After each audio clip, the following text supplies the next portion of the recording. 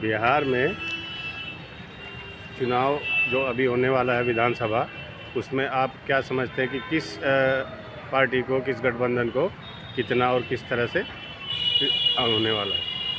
दरअसल कहावत एक आप सुने होंगे कि जैसी रही भावना जिसकी वही देखी हर मूरत वैसी। बिहार की जनता, बिहार के बेरोजगार नौजवान लड़ाई लड़ रहे हैं बेरोजगारी की, महंगाई की, किसानों की समस्या की, बाढ़ की, तमाम तरह की। वहाँ रोजगार नहीं है, रोजगार मांगने युवा जा रहा है तो एनडीए सरकार जो है लाठियों से पिटवा रही है।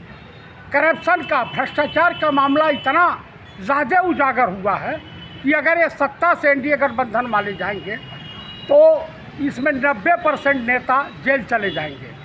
दरअसल क्या हुआ कि जितना झुमका बरेली के बाज़ार में नहीं गिरा था, उससे कई गुना पुल पुलिया बिहार में ध्वस्त हो गई। और नीतीश जी को बीजेपी वाले उनको खुद मेंटली डिस्टर्ब कर रखे हैं सब। और सुनने में तो ये आ रहा कि एनडीए गठबंधन के अंदर फूट है। कल ही जो है अमित शाह जी भाग करके जा रहे हैं वहाँ पे। इसलिए साफ शब्दों में वहाँ की जनता चिल्ला करके रोडों पे चल के कह रही है, जो नेता प्रतिपक्ष माननीय राहुल गांधी ने नारा दिया था कि वोट चोर गद्दी छोड़, ये साफ उजागर हो गया है कि वहाँ पे सरकार इंडिया गठबंधन की बनने जा रही है। वहाँ की पहली, बिहार की पहली पसंद अगर कोई है तो इंडिया गठबंधन है। तो मैं दावे के साथ कह रहा हूँ कि इंडिया गठबंधन 150 से लेकर 180 सीटों पे विजय हासिल करने जा रहा है, इसमें कहीं दोष नहीं है। और इंडिया गठबंधन की सरकार बनेगी। जिस तरह से कर्नाटक में या आपका तमिलनाडु में, हिमाचल में या अन्य प्रदेशों में, हमारी जहाँ सरकार है तेलंगाना में, हम वहाँ पे रोज़गार मुहैया कराते हैं। वहाँ रोज़गार के साधन की व्यवस्था करते हैं कि कैसे रोज़गार अधिक से अधिक संख्या में लोगों को दिया जाए। तो वहाँ की जनता जान रही है कि इंडिया गठबंधन और कांग्रेस इस देश के हित के लिए लड़ रही है। आज ही नेता प्रतिपक्ष जो दलित आईपीएस अफसर सुसाइड किया था हरियाणा में, उनके वहाँ गए हैं मिलने। उसके बाद चिराग पासवान को दलितों की याद आई है। आप मुझे बताइए, यही हरिओम कश्यप वाल्मीकि, उनकी हत्या की गई, सियाराम उपाध्याय की हत्या की गई। आप बताइए कि कांग्रेसी तो मदद करने के लिए जाता है, मिलने जाता है, कुशल क्षेम पूछने जाता है, लेकिन भाजपाई नेताओं, एनडीए गठबंधन के नेताओं को उससे कुछ लेना देना नहीं। सीजीआई के ऊपर जूता फेंका गया, दलित सीजीआई के ऊपर जूता फेंका गया, लेकिन बीजेपी का कोई भी नेता, चाहे वो प्रधानमंत्री हो, गृह मंत्री हो या अन्य दल के नेता, केवल कांग्रेस वाले ही उनके पक्ष में खड़ा हुए। मायावती कहीं नहीं, दूर दूर तक। मायावती तो आरएसएस की और बीजेपी की भाषा बोल रही है और डरी हुई हैं, सहमी हुई हैं कि अगर इनके खिलाफ गए तो हमको भी हेमंत सोरेन या केजरीवाल की तरफ से जेल भेज दिया जाएगा। अभी आप बता दीजिए कि कल ही आरोप तय करवाया है मिलजुल करके बीजेपी वालों ने, लालू प्रसाद जी यादव जी, उनकी लालू प्रसाद की वाइफ राबड़ी देवी जी, और उसके बाद जो है तेजस्वी जी के ऊपर। जिस वक्त वाक़या है 2004 से 2009 तक के रेल मंत्री रहे, आप बताइए उस वक्त नाबालिग की स्थिति में थे। नाबालिग व्यक्ति क्या लाइजनिंग कर सकता है?